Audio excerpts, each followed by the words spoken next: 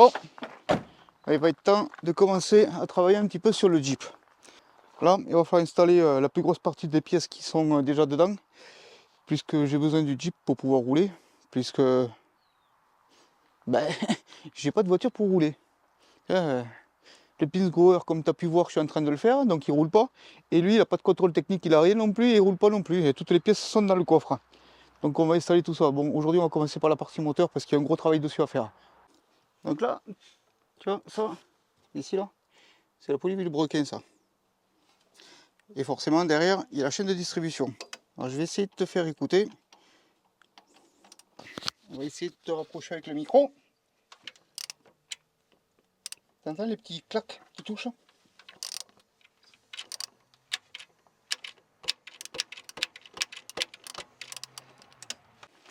Tu vois la distribution sur certains jeunes, c'est une chaîne de distribution. Je vais te montrer comment c'est fait. Au moins tu vas comprendre. C'est pas bien compliqué, hein. Tu vas voir, regarde. Hop, t'as une chaîne, t'as le pignon, hop. Je te mets tout en position, au moins que tu comprends. Hop là, voilà.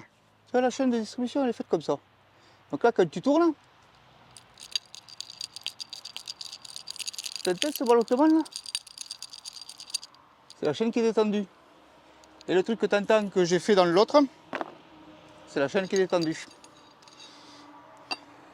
Donc une chaîne détendue qui flotte, quand ça tourne, ça usine le carter. Et c'est pas bon du tout. Puis la chaîne elle vient à force à s'abîmer. Je dis pas que ça peut casser parce que j'en ai jamais vu casser. Mais bon, là il est temps de le démonter. Bon, comme tu vas pouvoir voir, je vais te montrer vite fait le moteur comme ça déjà. Et je vais t'expliquer un petit peu ce qu'il y a à faire. Parce qu'il y a énormément à faire dessus. On va lui coller un radiateur en alu. Pourquoi un radiateur en alu? Parce que c'est moins cher qu'un radiateur neuf d'origine. Ouais, c'est couillon, hein, mais bon. Donc j'ai pris la décision de mettre un radiateur en alu. Après, on va lui changer tout ce qui est capteur dessus, parce que tous les capteurs, je ne sais pas où c'est qu'ils en sont. Courroie d'accessoires, on va lui changer les galets, on va lui changer la pompe à eau, on va lui changer le calorstat, on va lui changer... Bon bref, et en plus ça fuit un petit peu de partout, donc il y a plein de joints qui vont changer, ainsi de suite. On verra ça après. Bon allez, on va commencer par le radiateur en alu.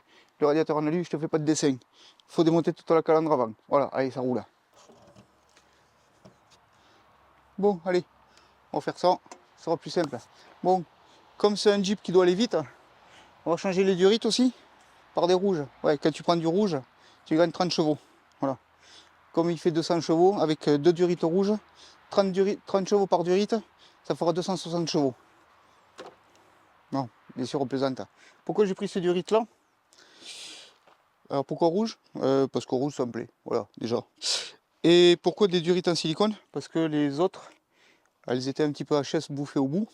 Et je voulais remettre des durites propres. Mais vu que les durites en silicone elles sont moins chères que les durites d'origine, bah voilà, pourquoi des durites en silicone. Bon allez, on va commencer à changer tout ce qui est galet, machin, ainsi de suite. On démonte et je te montre. Bon. Alors on pourrait croire que sortir la poulie dampeur, ça prend 2 secondes. Eh bien non.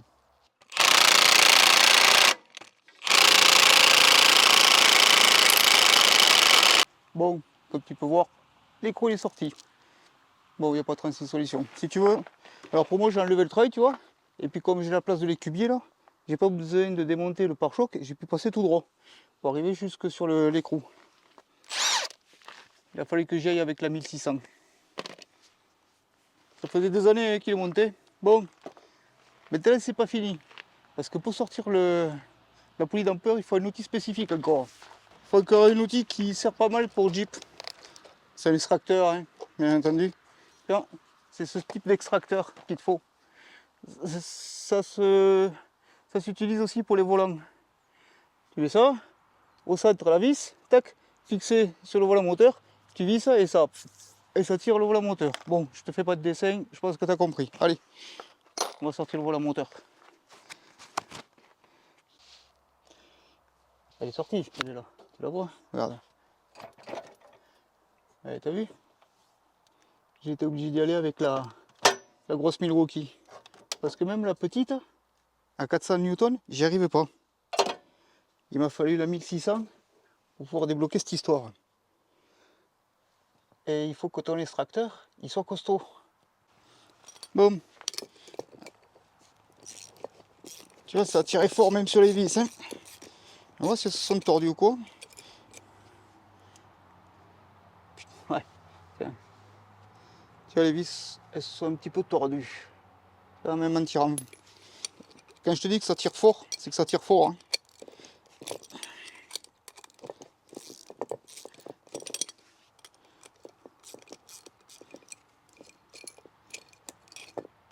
Ouais, elles sont toutes tordues au bout.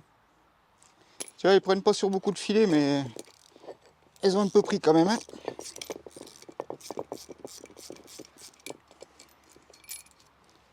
Bon, allez.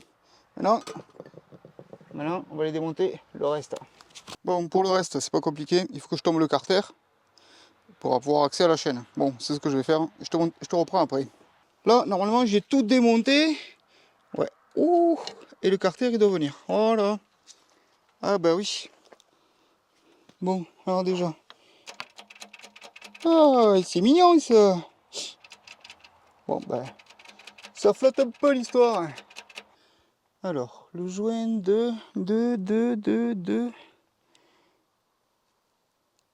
du carter distribution, le joint de carter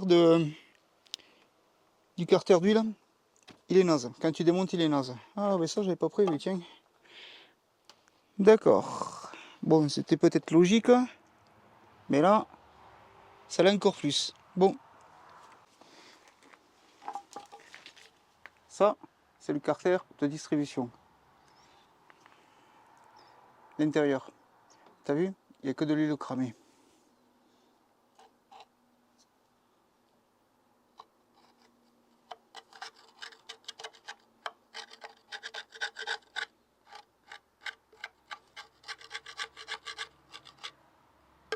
Bon, voilà la chaîne de distribution. Alors comme tu peux voir, tu vois.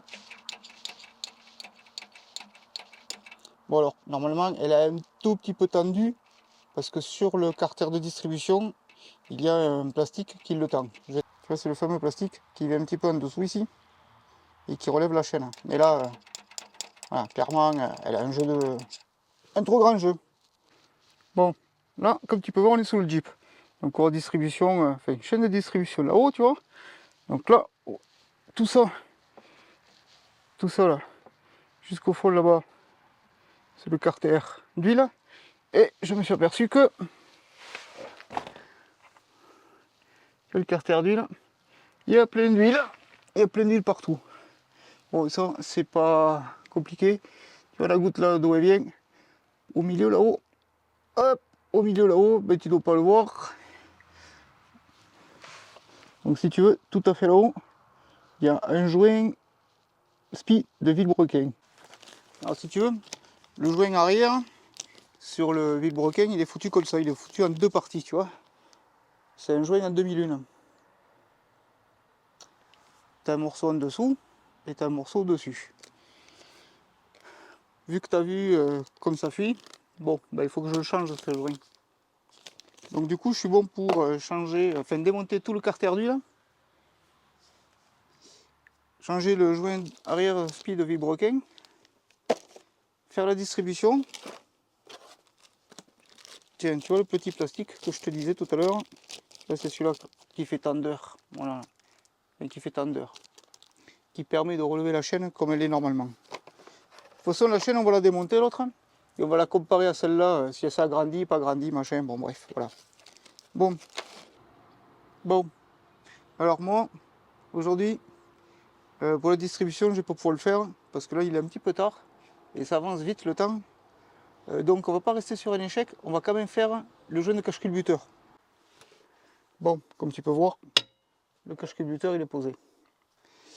Et là, si tu veux, il faut pas se tromper avec ces bouchons, tu vois. Celui-là, il est direct, et celui-là, tu as une valve dessus. La différence, ça, tu vois. Donc la valve PCB, elle va au fond là-bas. Ici, et celle-là va ici. Bien sûr, les durées ne correspondent pas. donc obligé de reprendre de la durite neuve. Bon, alors à savoir que celle-là de durite, c'est celle qui va de là au filtre à air. Clac, comme ça là. Elle se retrouve facilement. Par contre, l'autre là-bas du fond, c'est pratiquement impossible de les trouver.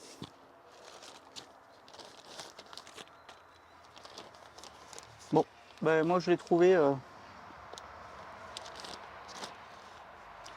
à Mopar d'origine. Tu vois, la truc elle est même pas ouverte encore. Ah, c'est qualité d'origine, Mopar. Autant te dire que ça pour les trouver.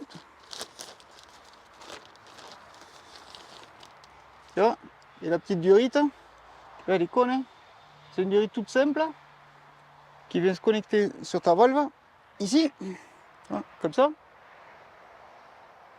Celle-là, elle va sur une prise d'air sur le collecteur d'admission, et celle-là, elle va sur le capteur MAP.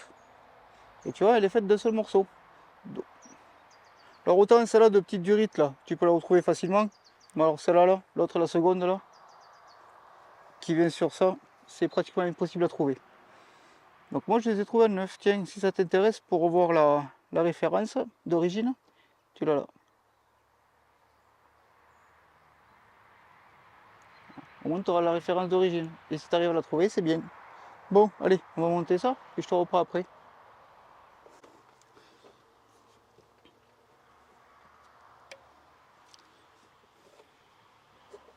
Bon, ben, comme tu peux voir, il y a tout qui est monté. Mais le travail est loin d'être fini.